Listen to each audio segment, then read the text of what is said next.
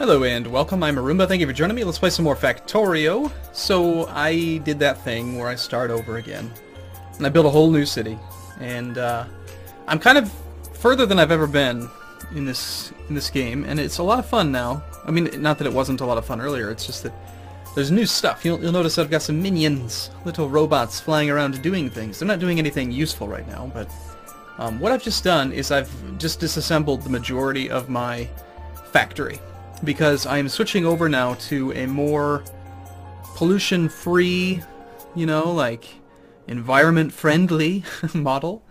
You'll notice I have a huge number of solar panels, and I'm trying to get some more accumulators set up, and I'm on electric furnaces now. So these things, what's great about the electric furnace, and it doesn't tell you in here to expect it. For some reason, when you hover over these furnaces on the tooltip, it doesn't tell you the pollution until you build it. So it'll tell you the health, the energy consumption, and then how fast it is. But you know, I assumed that going from a steel furnace with a smelting speed of 2 to an electric furnace with a smelting speed of 2 was really just a side grade, because you didn't have to worry about providing it with fuel, which allows for more compact factory design. But what I didn't know or didn't realize is that the you know, let's see if we can find a regular furnace. I don't even know where any of my crap is anymore. The drones are storing it all for me. So bring me some steel furnaces, please. Not all of them, just bring me like 2. So one of these little drones will go find it. It's in one of these bins somewhere. I'm assuming. I didn't delete them, did I? There we go. Do we have them yet? Oh, I have 34 right here. Okay. So if we plant them down, you'll notice that the pollution, when you hover over it, it's 3.6. The pollution of a regular furnace is 1.8.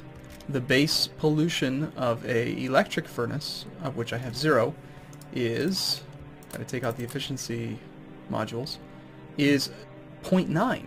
And that's a monstrous advantage. 0.9 versus 3.6. So I mean, it is a quarter as much pollution as normal.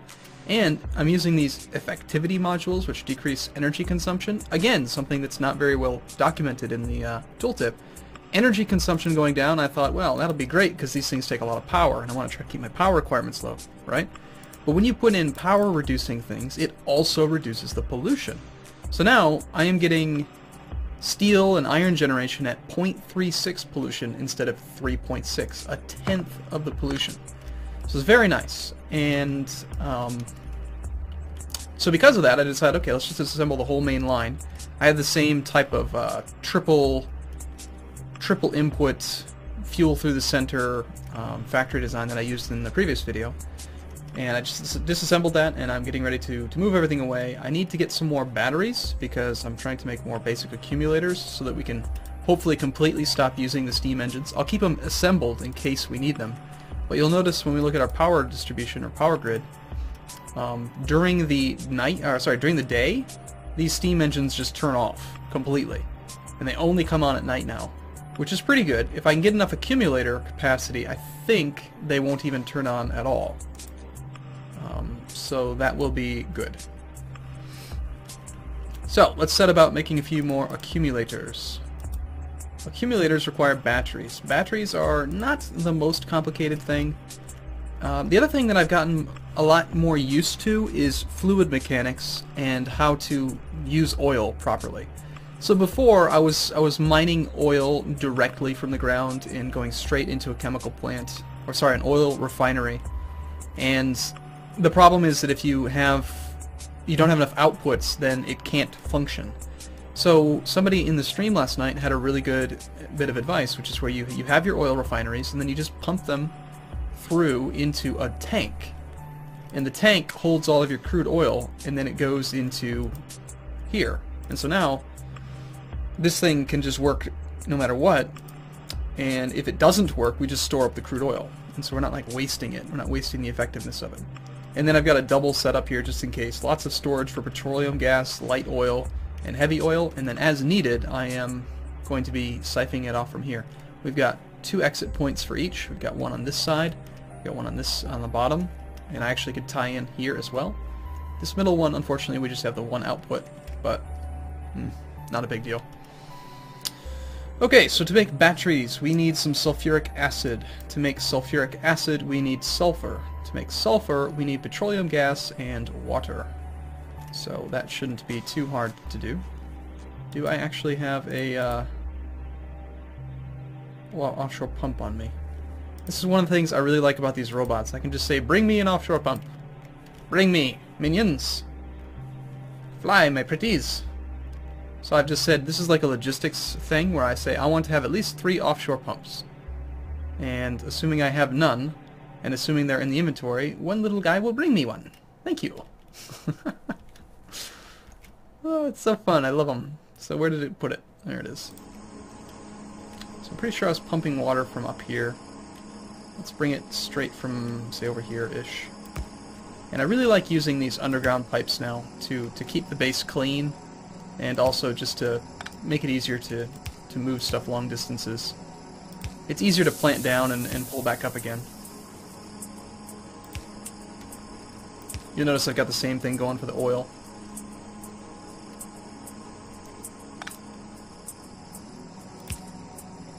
And every now and then, if you want to change the direction that it goes, you just have to put one little thing there. Okay, so I think we'll make it here. So let's make ourselves some sulfur. Petroleum made in a chemical plant. We have one of those. Let's just go like this. And I could use straight pipes, but that will make it difficult to walk around this area. So again, I'm going to continue to use underground pipe, just because I really like being able to move freely through the assembly. Please don't tell me I'm putting these in the wrong inputs. Nope, that works. Okay, so you just need some power. So this thing will make lots of sulfur now. Sulfur is going to be used now with the sulfur, water, and then iron plates. Now we already have access to water, so we can just add a second chemical plant here. I tell you to make sulfuric acid. Pretty sure... Actually, I'm not certain that this thing can it pull that directly? Probably not. I'm still not 100% on how these things work. Use a fast inserter because I like them. And we'll do some regular pipes. It's also really nice I've got access to 2 rows of bars, and you can switch them with X. So you end up having tons and tons of stuff available. Okay, you're making this. Okay, you're going to pull the sulfuric acid forward. You've already got water, I believe. No, we do not. We're not carrying any water through, so that's not going to really work. That's unfortunate. You'd think that the water should just be able to continue forward. What if I put a pump there? No, still no access to water. Okay, well, we'll just pipe some water from up there again.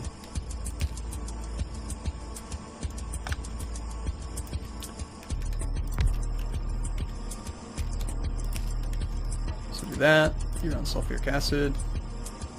Got water coming from here, and I want it to also be there. So I'm kind of being a bit wasteful with these underground pipes, but again, I think it looks neat. Very clean.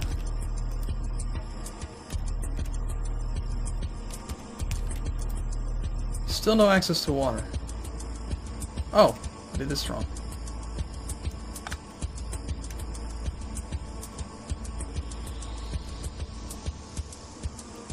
That would explain it. There we go. Now you got water, you got sulfur. Now we just need to put some iron over here. Now, I could use some... the bots to manage this, which wouldn't be a very useful way of doing it, but let's do it anyway. So this is a requester chest. Now I can tell it what to bring here, and I can say, okay, I want you to always have maybe 100 bits of iron. And the bots are now going to just bring iron down here. Notice that huge, like, just tons of them just got deployed, and they're like, oh, this requester chest needs iron badly. Bring it to them.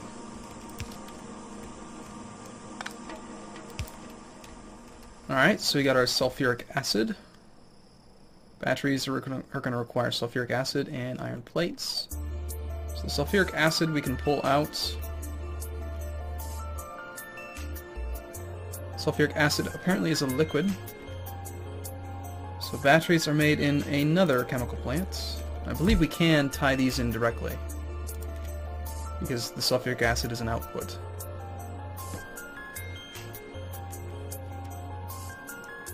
I don't really like where these are lined up.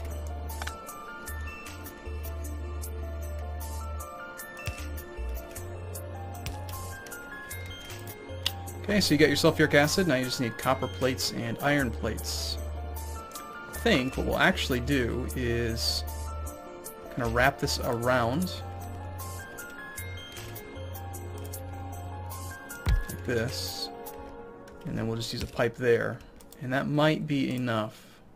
I don't think you have to do both outputs. Pretty sure it's fine just like that. So now we can tie into the iron that's already stored here. And we can also request some copper. Say 100 copper. And then for an output, we'll go like this, and we will put an active provider chest here, which says that the batteries that go into here can be taken from this chest and put elsewhere. What if we use the bigger electrical poles? Still not quite enough. Maybe if we put it there. There we go. That works okay. So, now bringing iron and copper down this way is not very efficient, but it will work. And so we've got battery production back and operational. This is going to drain my petroleum gas supply. Most likely. We'll probably end up running out eventually. You've got lots of sulfur.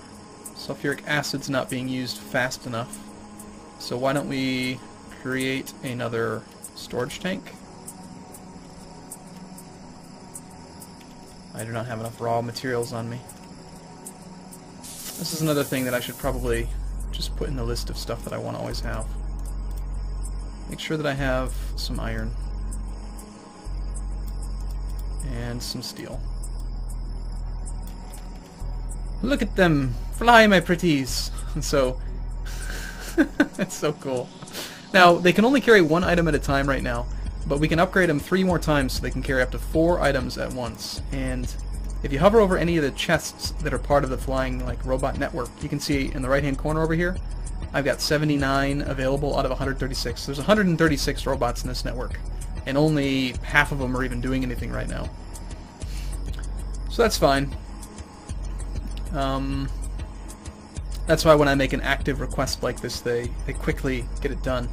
But each robotic roboport can hold like 50 to 100 of them, so you can have, I guess, as many as your computer can handle.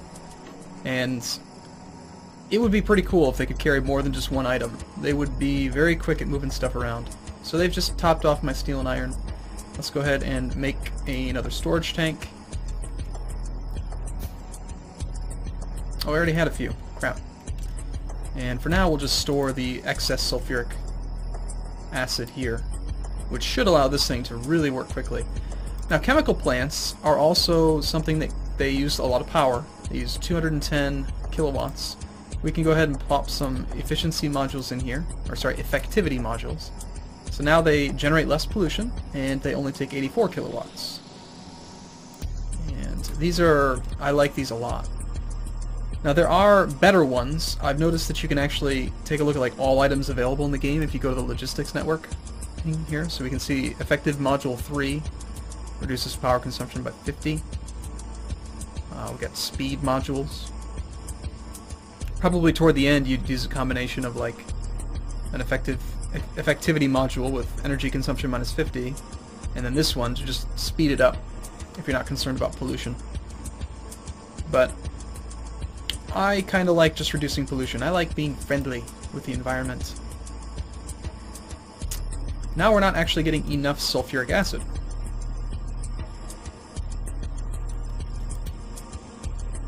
You're working as quick as you can. You've got enough supply. So the bottleneck at this point is actually the sulfur. But we do have 260... Alright, so that's what's happening, is most of it's ending up into this thing. It's not quite getting enough. Why don't we tie in a pipe from here to here, And that way, excess will go into the tank, but this thing will always have as much sulfuric acid as it needs.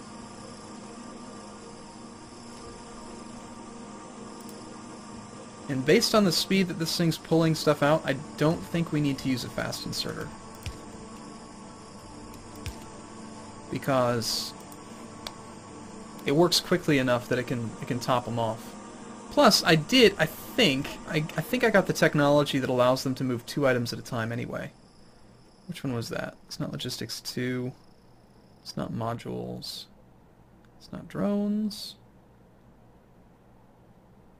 Something in here. This is the one that lets the logistic robots carry more. This sounds pretty good. Robot speed bonus plus 30%. They're so fast. Allows for this, another 40%, another 45%, another 55%. I wonder if that's stacking or just additive. Stacking would be ridiculous. We can also get more character logistics slots. That'd be 5 more character logistics slots. Allows for character logistics slots.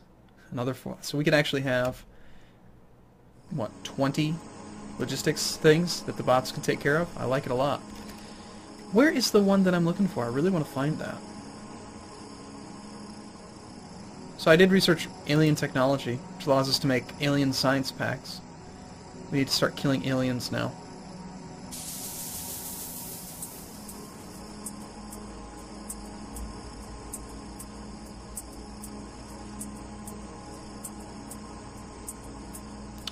It's this thing. Inserter stack size bonus 3. So am I just like going insane? Where's the Alright, well we have this one. So they can move... I've done this one and this one. So apparently my inserters can move 3 items at a time now. So a regular inserter takes a lot less power and it can easily keep this thing topped off. Still, I have a tendency to use fast inserters. So these are probably overkill as well, aren't they? We're out of plastic. Oh, that's right, my plastic bar production got turned off earlier as well. We should make some more plastic. So plastic bars is coal and petroleum. That's part of the reason why the coal was going here. So I guess we can tie into petroleum again. I think we'll actually tie into it up here.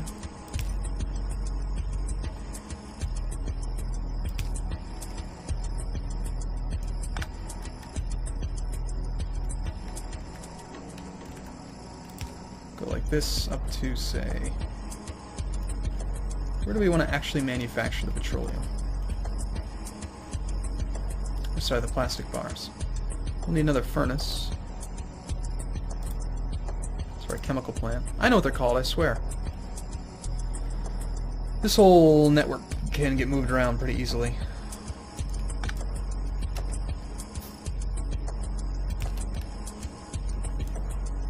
Oh yeah, and I have lasers now. They're kind of nice. They have twice the range of regular guns and they don't take any ammo. They do take a lot of power though. So I'm planning on having this pipe go below this thing and bring it over here next to the coal. So let's plant down the chemical plant.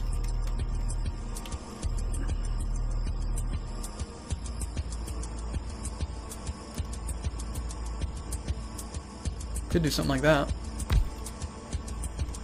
It's already got power and everything. Okay, so underground pipe, please, to...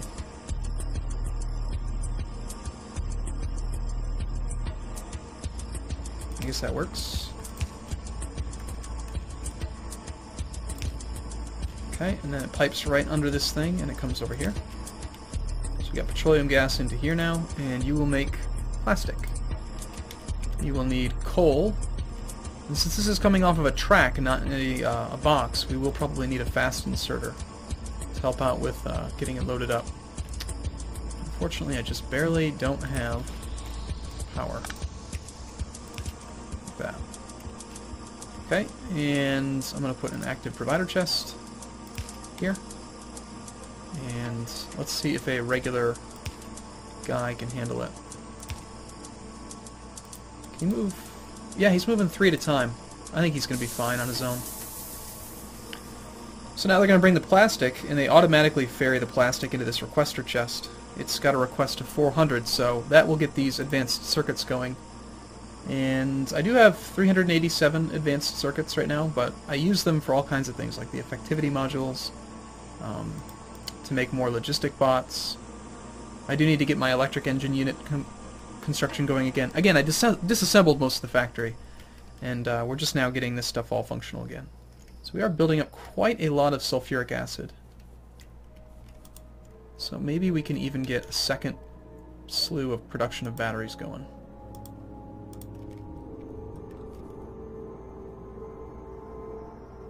Sulfuric acid goes in with no output.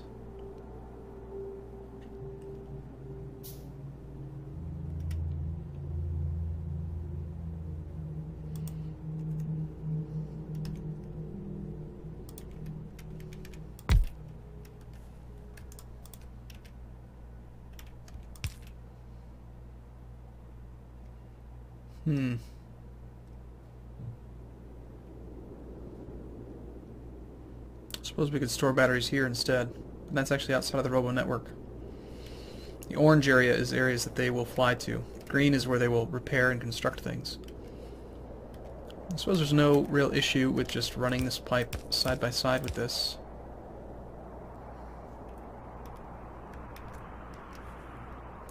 But if we're going to do that, I'd rather just do underground pipe.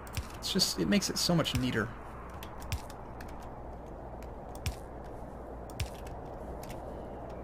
And then what if we do the requester chest? That needs to stay there, but the receiver chest is the one that I can probably move.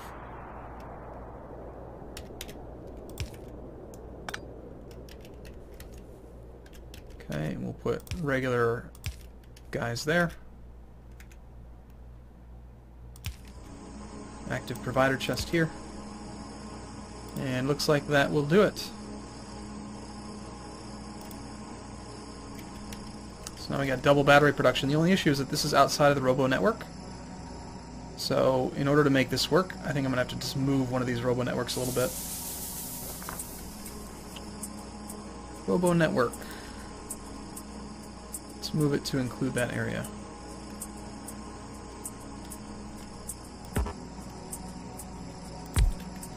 And there you have it. So probably not going to see a lot of sulfuric acid build up, but we can always pipe. I mean, it's very easy to just store more of it. You just go like this, double it up, and it'll balance between the two. So good battery production now, which is good. We can make more solar panels, try to get rid of our reliance on coal, and I was using fuel earlier, solid fuel, burning off a lot of this stuff. We're out of petroleum gas now. That's fun. And I have no stockpile of oil. These things are starting to really slow down. I have to go find more oil, which is unfortunate. Also, I did one last thing before I take a break. Is I found out that you can barrel oil, which is really nice. And I was experimenting with it a bit. So I've got some crude oil barrels and then empty barrels. Unfortunately, they can only stack up to 8. But crude oil, each barrel can hold 25 units of oil. So the way it works is you have to use an assembling machine, which I didn't really need to create a new one, did I? So you put an assembling machine there, and then it's got a thing that it can do. It can do empty crude oil barrel. Apparently it needs to be a blue one. So empty crude oil barrel, and then you put an inserter here. Oh wait, no, I'm sorry. It's a pipe that it does it with. And so we can go like this, connect these two together, and so all that this thing needs now is an input of the crude oil barrels. So let's say we wanted to mine some stuff from a really distant location. You barrel it, bring it to your factory area. So let's dump the stuff like that. And then we'll use a long-handed inserter to put them in, give it some power. So now it's going to take the crude oil and it's going to dump it and fill that tank. So you don't have to have really, really long underground pipes from each section of oil that you find, you can just barrel it, which I'm pretty excited about using trains and like really... This game, it just gets so more and more complex. And I'll admit, at first, like, oil scared me because it's so damn complicated, and now it's not so scary. Blue science packs, I'm not a big fan of those. They require a lot of parts, but I'm sure it'll get less complicated as time goes on. Apparently we need an output for the empty crude oil barrels. So we'll just grab another red one and plop down another iron chest. So now it'll empty all these barrels for us, which we can convert this crude oil into good stuff. Now there's also more technology that we can get. We can get like oil. We've got fluid handling, oil processing. Oil processing allows for advanced oil processing, which lets you kind of change what you get out of the item. So instead of getting a 3-3-4 balance, you can get rid of some of the heavier stuff. This one just makes light oil. This one just makes petroleum. So you can get more out of it. This is light oil cracking.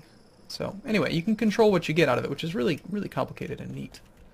For now, I don't understand it, so I'm just storing all the excess until I know what to do with it. Oh, and also there's one other thing. It's very easy to move stuff. Okay, I'm seriously going to take a break after this, I swear.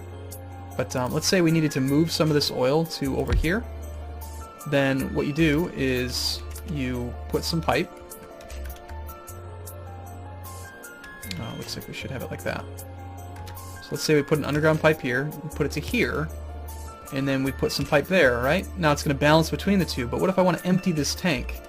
Then that's what these little pumps are for. So now we're going to tell it, pull all of this oil and put it into this drum.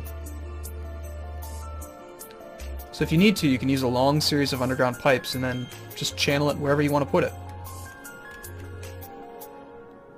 But I don't actually want to do this, so let's undo that.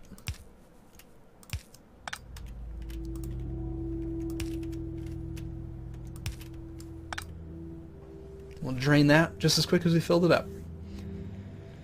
Okay, cool. Well, I do look forward to seeing you in the next video. As always, if you like videos like this about Factorio, do let me know, leave a comment, and I will see you in the next video. Thanks for watching, everyone. See you soon.